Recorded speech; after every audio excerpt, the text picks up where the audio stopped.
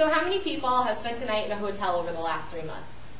It's a pretty good number. It's about half the class, well, half the audience rather. For those who recently haven't spent a night in a hotel, you should still be able to identify this little artifact in front of you. This is a hotel room key.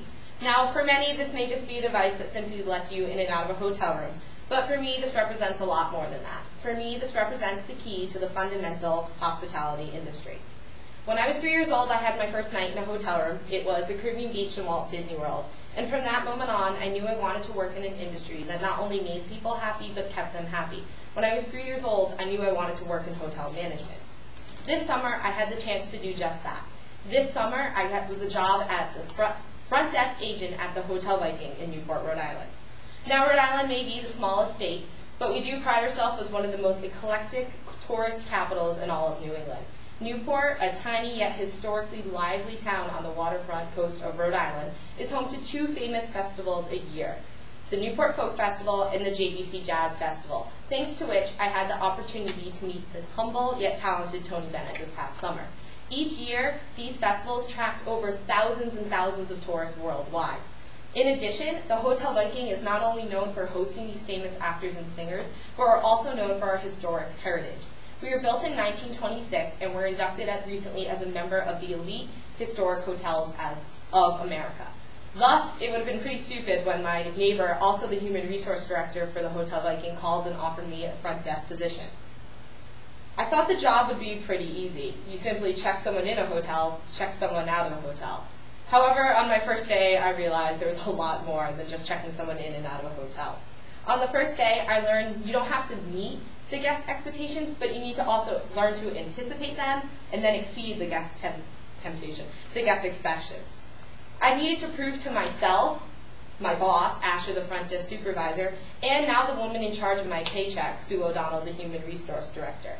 She took a really big risk when she hired me. Not only have I never worked at a hotel, but I had never even worked in the hospitality industry prior to my involvement in this summer.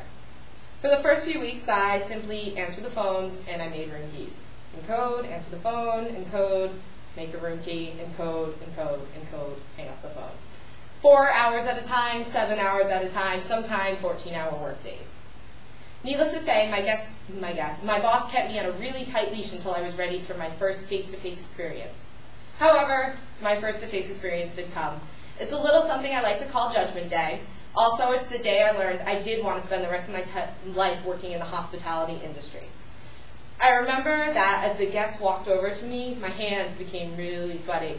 My heart rate began to beat faster and faster and faster and faster, and the fake smile I had plastered on my face barely disguised the fear that rattled up and down my entire body. As the guests walked over to me, I started shaking. But then, out of nowhere, the words just came out of my mouth. "Hello, welcome to the Hotel Viking. My name is Allie. How can I assist you?" And then, more words, coming from a place I didn't even know existed. "Oh, checking in, Mr. Smith. I have you staying 3 nights with us. Is that correct?" Right before the guest turned around and went to his room, he stopped, smiled, and said, "Thanks, Allie. You're the best." Now, it may sound kind of juvenile, but that one simple compliment, that one simple gesture, was all I needed. At that point, I knew I had made the right decision when I chose my major. At that point, I knew I wanted to work in hotels the rest of my life. When I started working at the Hotel Viking, I only knew how to make a room key. However, when I left, I felt that I had all the fundamental keys to succeed in the hospitality industry.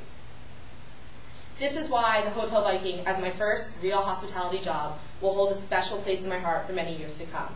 It not only told me how to dream big, but it also showed me how to achieve my goals and then exceed them. In conclusion, the next time you're at a hotel, look at the man or woman behind the front desk. Maybe your smile or your compliment will be the one that inspires them to pursue their dreams and find their own key to success.